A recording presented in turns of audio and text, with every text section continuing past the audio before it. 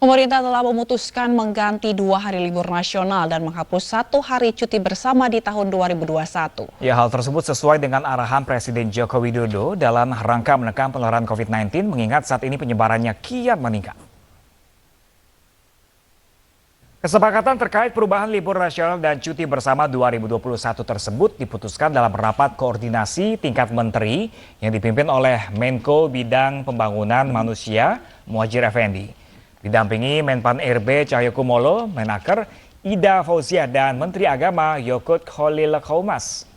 Menko PMK Muhadjir Effendi menyampaikan keputusan tersebut dilakukan mengingat kondisi COVID-19 yang belum membaik. Libur nasional yang diganti adalah libur Tahun Baru Islam 1443 Hijriah dari semula Selasa 10 Agustus digeser menjadi 1 hari sehingga menjadi Rabu 11 Agustus. Kemudian libur Maulid Nabi Muhammad SAW yang semula Selasa 19 Oktober digeser menjadi Rabu 20 Oktober 2021. Dan 1 cuti bersama pada hari Natal pada 24 Desember ditiadakan.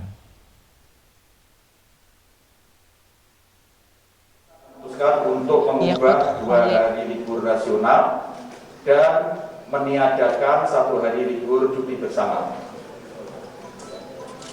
Yaitu yang A, libur Tahun Baru Islam 1443 Hijriah yang jatuh pada hari Selasa 10 Agustus 2021 diubah menjadi hari Rabu 11 Agustus 2021. B, untuk libur Maulid Nabi besar Muhammad SAW pada tanggal 19 Oktober 2021 diubah menjadi Rabu tanggal 20 Oktober 2021. Yang C, untuk libur cuti bersama hari Natal 2021 pada tanggal 24 Desember 2021 ditiadakan.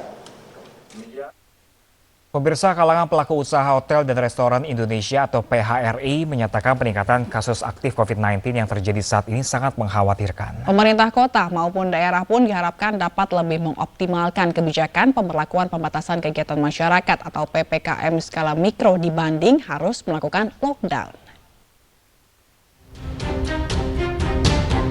Kalangan pelaku usaha hotel dan restoran Indonesia menyatakan peningkatan kasus aktif COVID-19 yang terjadi lagi saat ini cukup mengkhawatirkan. Pasalnya peningkatan ini berpotensi dapat kembali menurunkan laju bisnis hotel dan restoran dibanding pertama kali adanya COVID-19.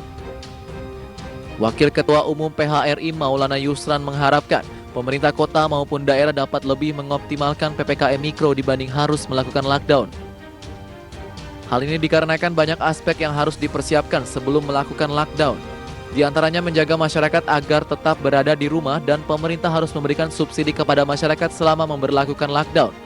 Di aspek pemenuhan tersebut sangatlah sulit dilakukan.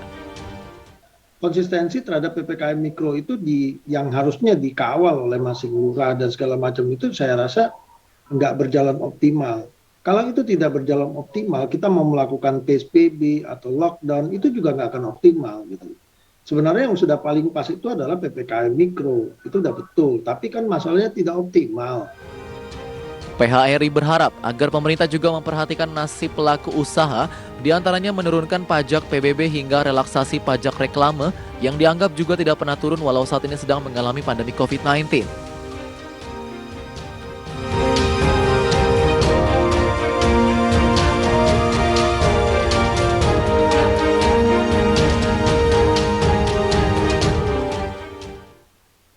Pemerintah terus mendorong perluasan pasar yang lebih besar. Ya, salah satunya dengan Nasional Bangga Buatan Indonesia atau Gernas BBI yang sejak awal digulirkan tahun 2020 hingga saat ini telah berhasil mengikut sertakan 3,7 juta unit usaha mikro kecil dan menengah untuk bergabung dengan platform online. Dan hal ini pemirsa bertujuan untuk mendorong pertumbuhan ekonomi.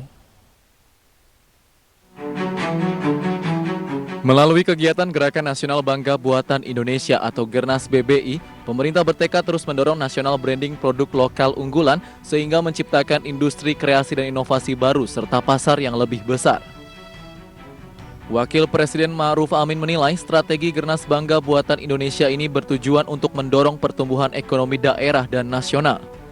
Selain itu, langkah ini merupakan komitmen pemerintah untuk mengutamakan produk lokal UMKM dengan mewajibkan alokasi 40% bagi UMKM dalam kegiatan pengadaan barang dan jasa pemerintah. Bahkan hingga saat ini sejak dimulainya Gerakan Nasional Bangga Buatan Indonesia pada 2020 lalu, hingga kini Gernas BBI telah berhasil mengikut sertakan 3,7 juta unit UMKM bergabung dengan platform online untuk memasarkan produknya.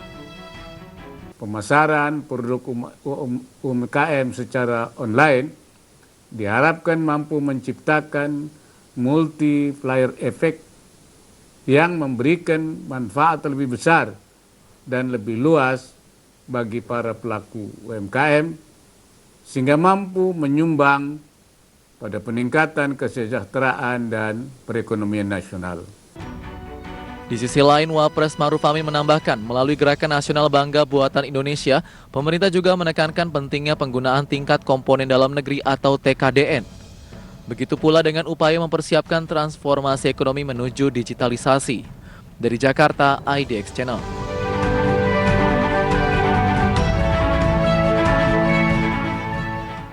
Pemirsa, sebelumnya dalam sidang yang digelar secara virtual, pemerintah meminta Majelis Hakim Mahkamah Konstitusi menolak seluruh gugatan dari para pemohon terkait Undang-Undang Cipta Kerja. Pemerintah membantah Undang-Undang Cipta Kerja bertentangan dengan Undang-Undang Dasar 1945. Presiden Joko Widodo meminta Majelis Hakim Mahkamah Konstitusi untuk menolak seluruh gugatan dari para pemohon terkait Undang-Undang Nomor 11 Tahun 2020 tentang Cipta Kerja atau Omnibus Law. Hal itu disampaikan oleh Menteri Koordinator Bidang Perekonomian Erlangga Hartarto yang mewakili Jokowi dalam sidang yang dilaksanakan secara virtual pada Kamis pekan lalu. Dalam pernyataannya, ada 4 permohonan Jokowi kepada Majelis Hakim MK untuk bisa dikabulkan terkait permohonan uji formil Undang-Undang Ciptaker oleh para pemohon. Yakni pertama, menerima keterangan Presiden secara keseluruhan. Kedua, menyatakan para pemohon tidak mempunyai kedudukan hukum atau legal standing. Menolak permohonan pengujian formil Undang-Undang Nomor 11 Tahun 2020 tentang Cipta Kerja.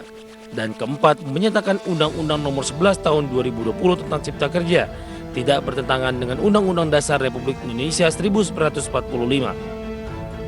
Rencananya sidang gugatan Undang-Undang Cipta Kerja akan kembali digelar pada Kamis 24 Juni 2021 dengan agenda mendengarkan saksi dan ahli dari pemohon serta dari pemerintah dan DPR.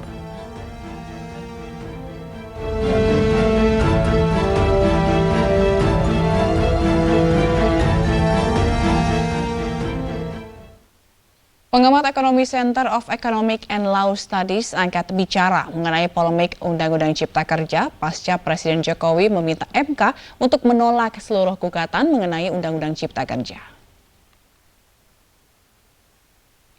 Direktur Helios Bima Yudhistira menilai untuk menyelesaikan Undang-Undang Cipta Kerja sebaiknya Presiden Jokowi datang langsung dalam sidang di Mahkamah Konstitusi dan menjelaskan urgensi penerapan Undang-Undang Cipta Kerja di tanah air. Bima menilai polemik Undang-Undang Cipta Kerja yang masih ditentang oleh sejumlah kalangan, khususnya buruh, memang sudah bermasalah sejak awal. Mulai dari tidak mengikut sertakan seluruh stakeholder dalam merancang undang-undang tersebut, hingga adanya muatan yang kontradiktif dengan Undang-Undang Dasar, khususnya penurunan standar perlindungan dan hak para pekerja.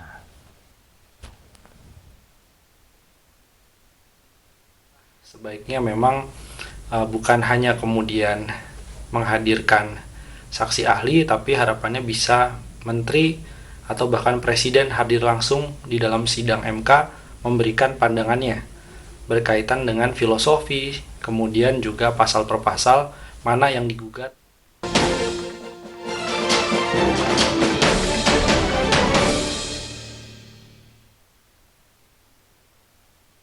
Pemirsa, kami akan hadirkan kembali informasi kriminal yang telah dihadirkan di iNews Pagi, seperti Polres Metro Jakarta Selatan masih menyelidiki aksi koboi seorang pengendara mobil di Kebayoran Baru, Jakarta Selatan. Dan pemirsa, informasi selengkapnya kami hadirkan sesaat lagi untuk Anda. Tetaplah bersama kami di iNews Pagi.